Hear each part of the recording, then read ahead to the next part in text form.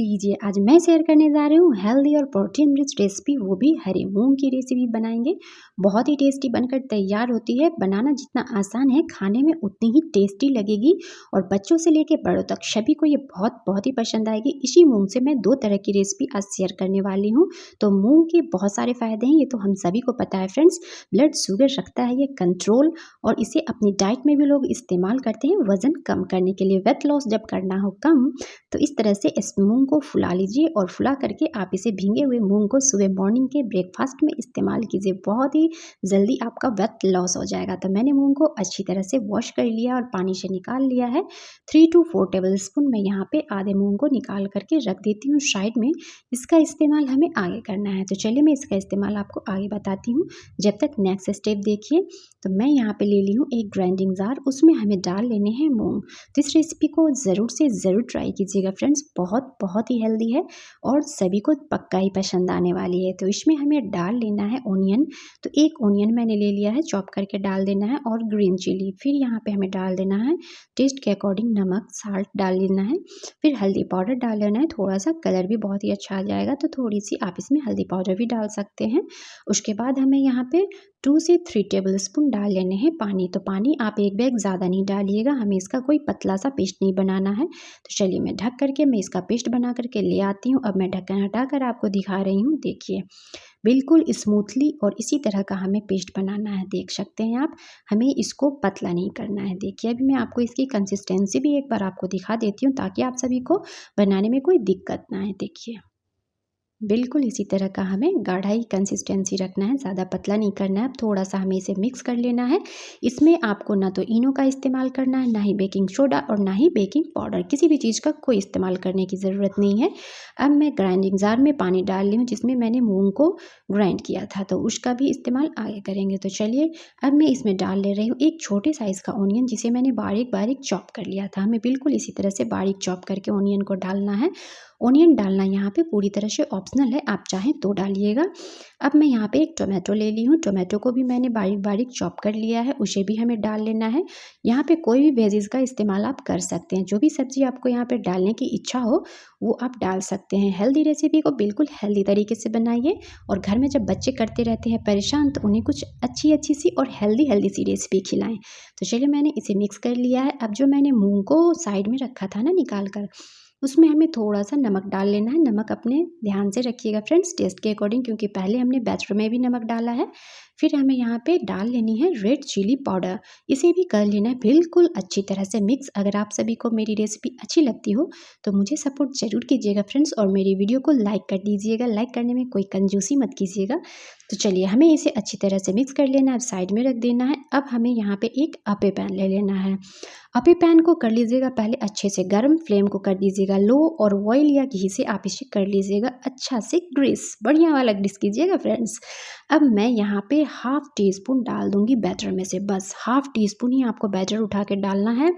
पूरा बैटर को डाल करके भरना नहीं है यहाँ मोल्ड को, बस थोड़ा सा हमें हाफ टी स्पून डालना है। अब देखिए, ये जो हमने मूंग को नमक के साथ मिक्स करके रखा था ना, साबुत मूंग, उसमें से हमें हाफ हाफ टी स्पून इसमें डाल देना है। अब हमें इस तरह से सारे में डाल देना है, बिल्कुल इसी तरह से।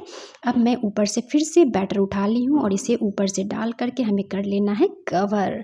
इस तरह से नए तरीके से एक बार ज़रूर ट्राई कीजिएगा। नई नई रेसिपी को नए तरह से ट्राई करते रहिएगा फ्रेंड्स, और घर वालों को जब खिलाइएगा ना, तो उन्हें बहुत बहुत ही टेस्टी लगेगा, और जितनी ये टेस्टी है उतनी हेल्दी भी है ये रेसिपी। तो चलिए, सारे को मैं इसी तरह से कवर कर ली हूँ। अब हमें इसे ढक करके लो टू मीडियम फ्लेम पे 5 से 6 मिनट के लिए पकाना है। तो बीच में हमें ढक्कन हटा करके भी इसे पलटना भी है, ऐसा ना कि आप ढक दें और इसे छोड़ दें एज इट इज़। तो चलिए, मैं ढक्कन हटा कर आपको दिखाती हूँ। जब 2 से 3 मिनट हो जाए तो आप इसे ढक्कन हटाकर और फिर इसे पलट लीजिएगा, बिल्कुल इस तरह से अच्छे से। देखिए, दूसरी साइड से भी ये सीख चुका है ना, तो हमें दूसरी साइड से भी पकाना है, तो पलट लेना है।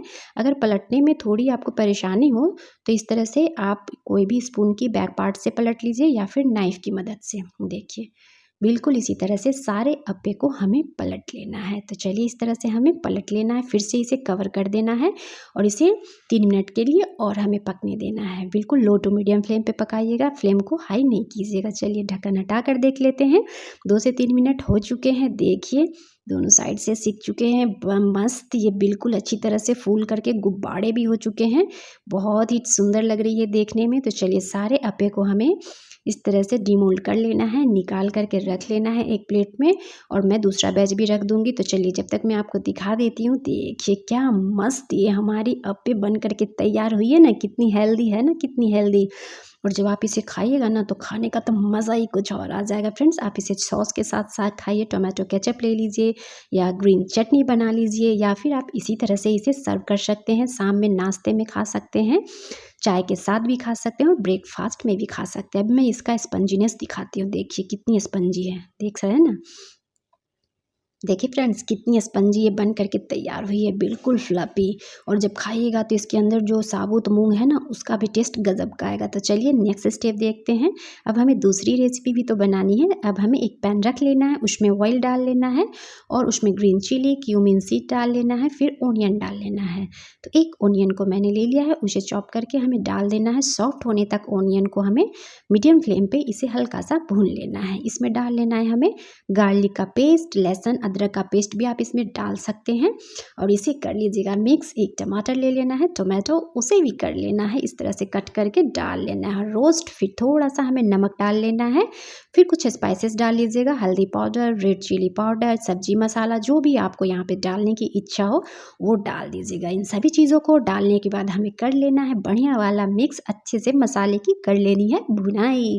तो चलिए थोड़ा थोड़ा पानी डाल करके मीडियम फ्लेम पे मसालों को हमें अच्छे से भून लेना है। तो मैं यहाँ पे थोड़ा सा इसे कवर भी कर देती हूँ, कवर करके, ताकि प्याज और टमाटर जो है बिल्कुल अच्छी तरह से पक जाए। तो ये कवर हटा कर देख लेते हैं। मस्त मसाले में से ऑयल भी रिलीज हो चुकी है और मसाले भी हमारे अच्छी तरह से भुन चुके हैं। बहुत बहुत ही अच्छा लग रहा है और खुशबू भी ज़बरदस्त वाली आ रही है।